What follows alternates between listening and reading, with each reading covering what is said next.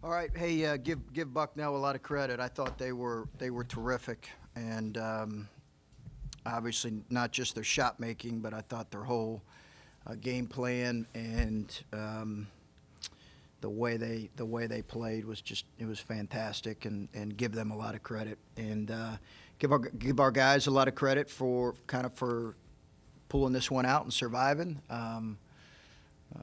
We've got long ways to go. We got a lot to learn. I have to do a better job of getting our guys closing out games. It's a little bit tricky when you're up with a 10-point lead and, the other team's kind of throwing in shots. But I have to do a better job of getting our guys finishing games better. Not just making free throws, but our offensive possessions. That's on me, and that's my responsibility. And I don't think I did a very good job of that up to this point. But give our guys a lot of credit for finishing this game out with the stop. Keyshawn said that in the second half, the key was getting more ball pressure, and that was enabled you to disrupt some of their threes. How much did you stress on that, and where was that lacking in the first half? It was lacking for the full 20 minutes.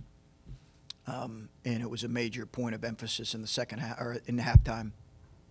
I just didn't think our effort was good enough, and our activity was good enough. And I think, we said to them going in, hey, listen, if they don't feel us, it's going to be a long night. They got 5 guys in their starting lineup. They're going to shoot threes, and if they get on a roll and start making threes, it's going to be a long night for us.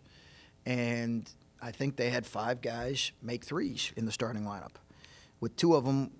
Really, their best shooter only made 1. I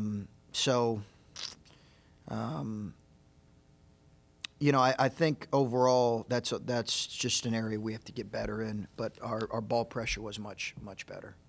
When they were making that late run and pushing you guys, what were you seeing in timeouts and huddles? I mean, you guys it seemed like splitting free throws or turning the ball over for a while there.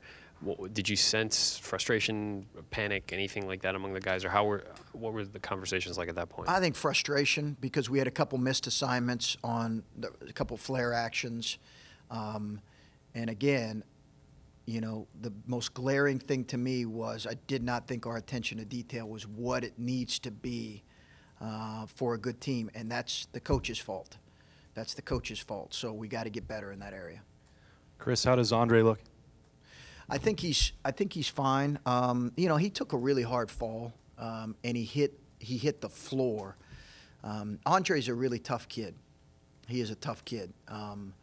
But when he fell and was wrestling for the ball, I was really disappointed with a couple plays earlier because he kept shoved on an offensive rebound, and I think he was a little bit frustrated. I think that happened and then 2 plays later he kind of forced one up in traffic and tried to make a play that probably wasn't there, and then he fell and hit the floor hard.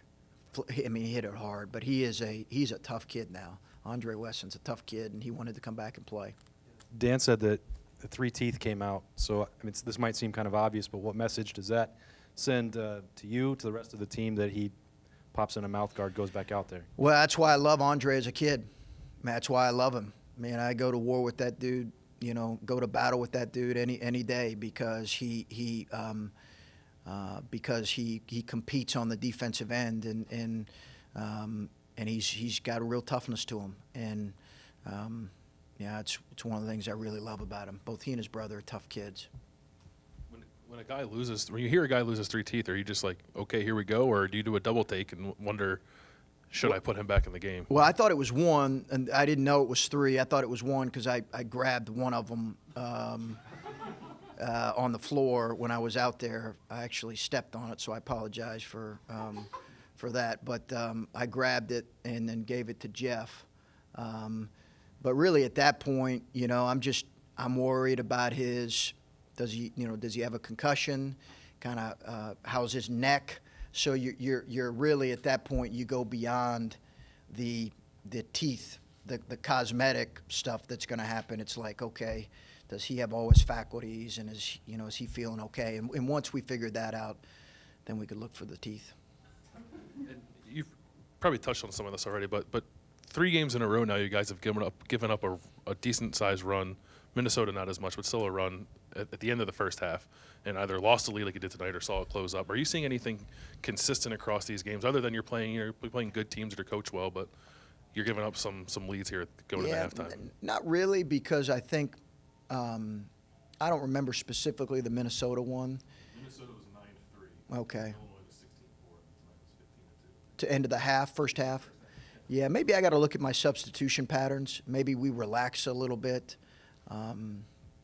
Maybe I need to take a look at that. But, you know, teams are going to make runs, and that's not going to be the last team that's going to kind of. I mean, when you're down 10, I mean, you're kind of playing pretty free and loose, and I think for us, the lesson for us in this is we got to play more aggressive in the last 3 minutes with the lead. We just got to be a little more aggressive. I was going to follow up with that because I asked Caleb that, and he said he feels like when you're up like that, the mindset or the inclination might be to just get it to the half or just get it to the end of the game and not still play as if you're in a close game or losing and go in to get your shot. Have you seen some of that? We probably need to change that. Certainly shouldn't be the mindset at the end of the half. I think it's more you're trying to protect something in the last 3 or 4 minutes with a 10-point lead, as opposed to increasing it. Now, I love the play he made to go finish, but you know, when you're making one at one end and they're making three, the threes, you know, coaches will tell you. I studied this a couple years ago, kind of the anatomy of an upset and the anatomy of losing a lead, and it's a lot of things. It's offensive rebounds, it's turnovers, it's threes. And if you can eliminate 2 of those 3 things, you're probably going to be okay. But we just had too many empty possessions.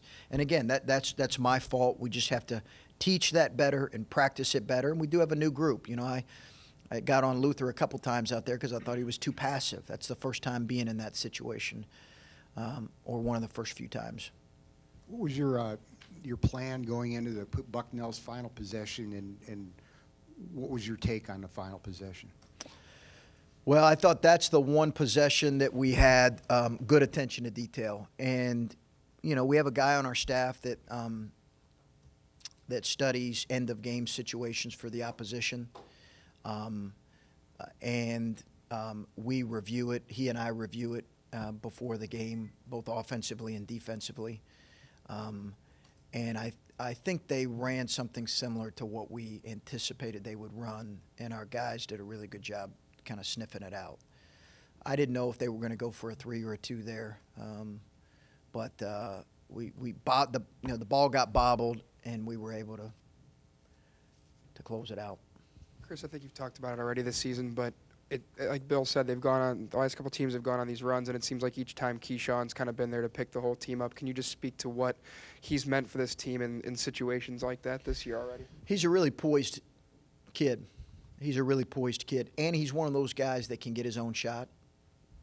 You know, we probably need a few more of those kind of guys, or we need our younger guys to get better in that area, both in terms of getting their own shot and making the right decision late. So that's why it's important to have him in the game in those situations. But he just brings a maturity and a poise, and you need that. Does that kind of play into why maybe he comes off the bench? It's just something that, you know, he's in that second group and can just settle maybe some of the younger guys down that he's playing on the floor with?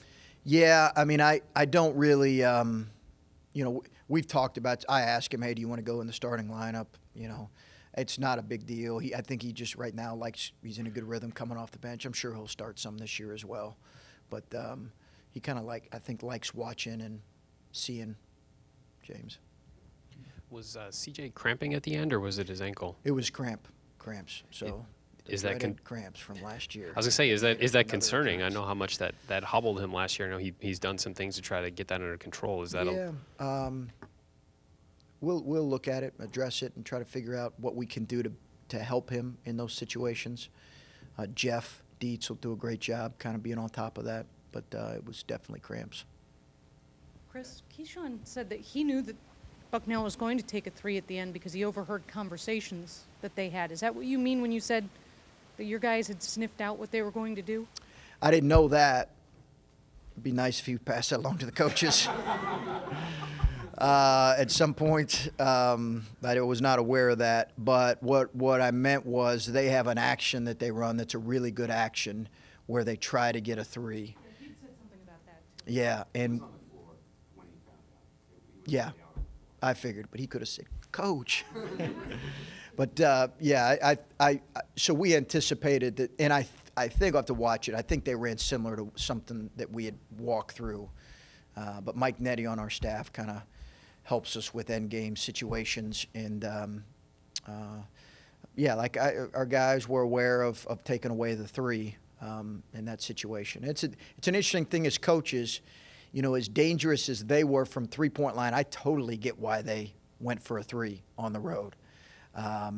You know, and if I'm him, I'm probably doing the same thing, but a two is a good option too. So.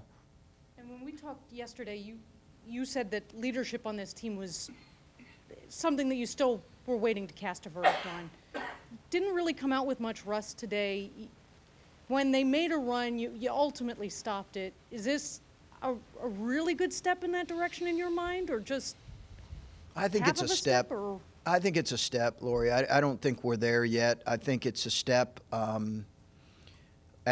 think I sounded like I was prophetic yesterday, but I did think that we're going to play in a lot of close games, and this year, and I thought this could be one, and I think that's when we'll see leadership at its best, and I think it'll come from a variety of guys. But you're right. We closed out the game. We made enough plays.